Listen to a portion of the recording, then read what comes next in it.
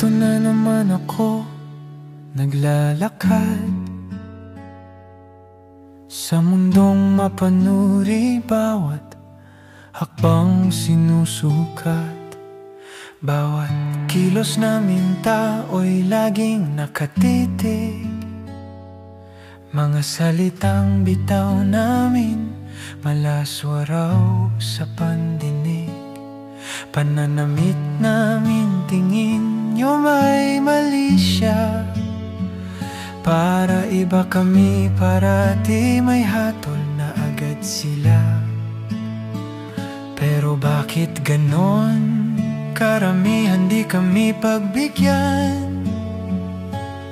Sa maliit naming mundo, lagi kaming nawawalan. LGBTQ nga kami, pero kami tao lamang. Nangangailangan ng pangunawa, respeto, konting pagmamahal. Di namin pinili tong mundong ginagalawan. Science na mismo ang nagdikta ng dahilan.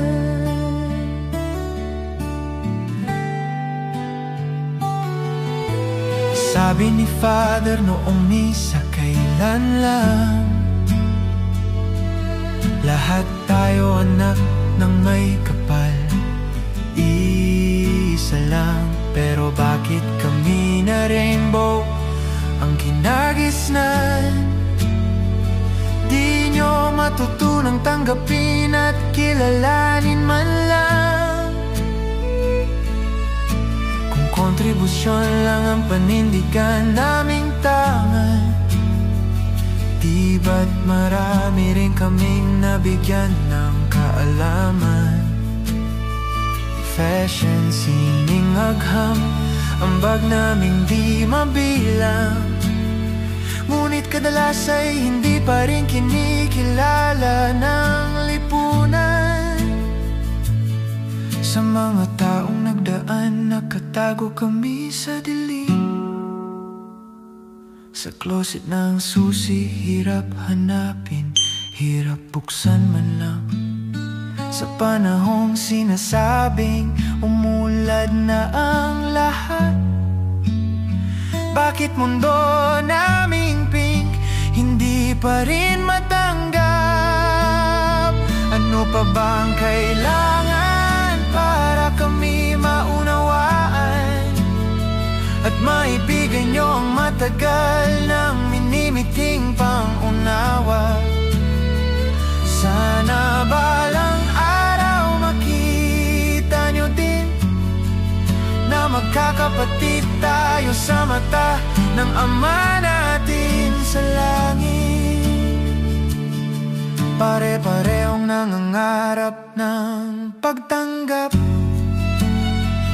at tahimik na pamumuhay na walang takot at puot. Hindi kami perpekto, tulad nyo ring nagkakamali. Kaya wag sanang husgahan sa kakaunting pagkukulang namin. Tulad ng stray, may ambag rin kami.